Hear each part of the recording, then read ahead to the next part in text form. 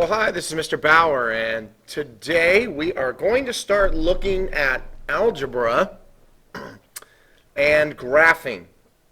Algebra and the coordinate plane. Now, up until this point in Algebra 1, you've been looking at solving equations, simplifying, combining like terms, things like that. And now we're going to shift into a graphing mode. All right? And so here in this section, the first objective we want to cover is how to name points in a plane. How to come up with ordered pairs from a plane. All right? Well, if you want to name the coordinates of point A, what you do is you start at the origin. The origin is 0, 0, by the way. And you always count right or left first. That determines your x coordinate. And then up or down second. That determines your y coordinate. And so, starting here, to get to point A, we would go right 2, up 2. Right is a positive idea. Up is a positive idea. And so the coordinate, or the ordered pair of point A, is 2, 2. Right 2, up 2. Okay? Now, to get to point B, we don't go right, though, do we? We go to the left, probably 4. All right? That's a negative idea. And then up 2. And so that ordered pair is going to be negative 4, comma, 2. Left and up. Okay?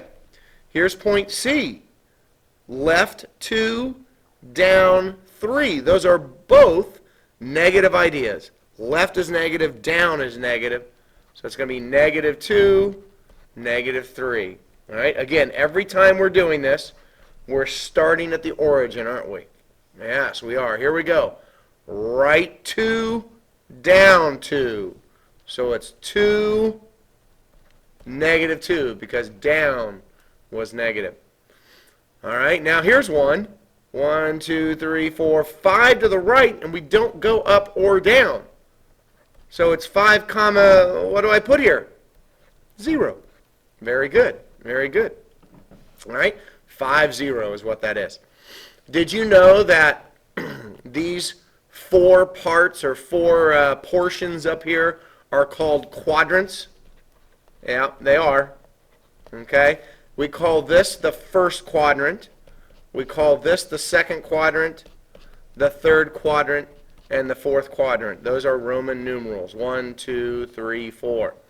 So which point is in the third quadrant? C is. What quadrant is E in?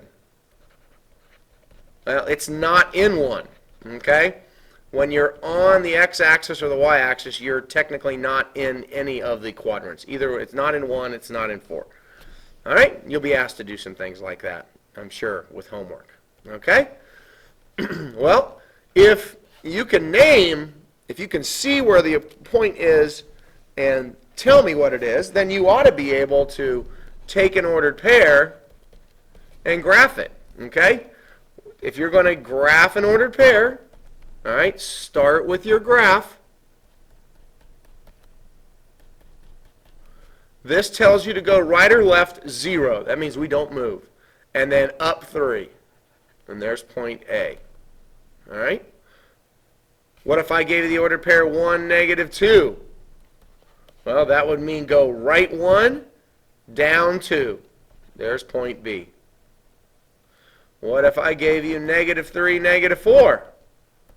Well, that would mean go 3 to the left and 4 down, and there's point C. All right? Graphing or plotting points. It's going to be a huge deal as we get into this chapter. All right? Good. Your third objective is to actually graph a function by making a table. All right? Now, here's a function. Okay, I don't know if in the past you've seen it like this. F of x equals x plus 1. But this is no different. That's just a y. And they're going to actually say graph this function and use negative 2 -1, 0, 1, and 2 as your domain. Okay? What does domain refer to? Yes. Domain refers to the x values. So what they're saying is they want us to graph this equation by plugging these numbers in for x. And we can make a little xy chart to come up with the results. All right? If we put -2 in for x, what's -2 plus 1? Isn't it -1? Yeah.